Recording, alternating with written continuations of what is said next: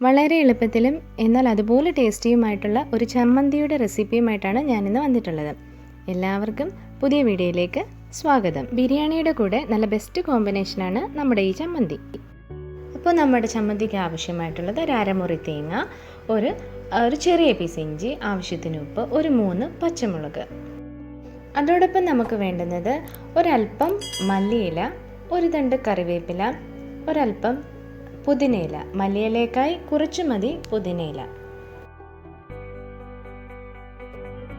ഇഞ്ചിയും പച്ചമുളകും ഉപ്പും കൂടി ഒന്ന് ചതച്ച ശേഷം നമ്മൾ എടുത്തു വെച്ചിരിക്കുന്ന തേങ്ങ കൂടി ഇട്ട് അരച്ചെടുക്കുക. പിന്നീട് നമ്മൾ മാറ്റി വെച്ചിരിക്കുന്ന ഇലകൾ കൂടി ഇട്ട് അരച്ചെടുക്കാം. ഒരു തണ്ട് കറിവേപ്പിലയും കുറച്ച്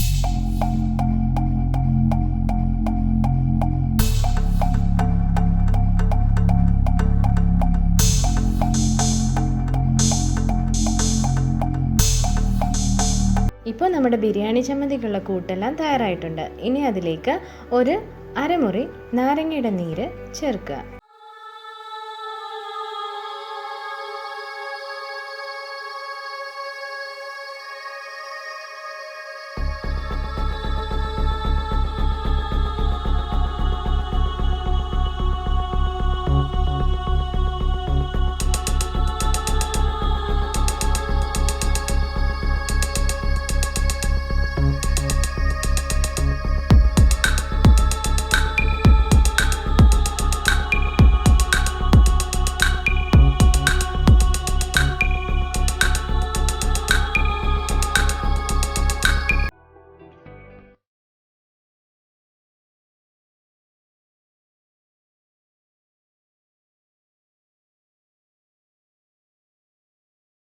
അപ്പോൾ നമ്മുടെ ബിരിയാണി ചമ്മന്തി ബിരിയാണി ഉണ്ടാക്കുമ്പോൾ എല്ലാവരും ഒന്ന് ട്രൈ ചെയ്ത് നോക്കാം.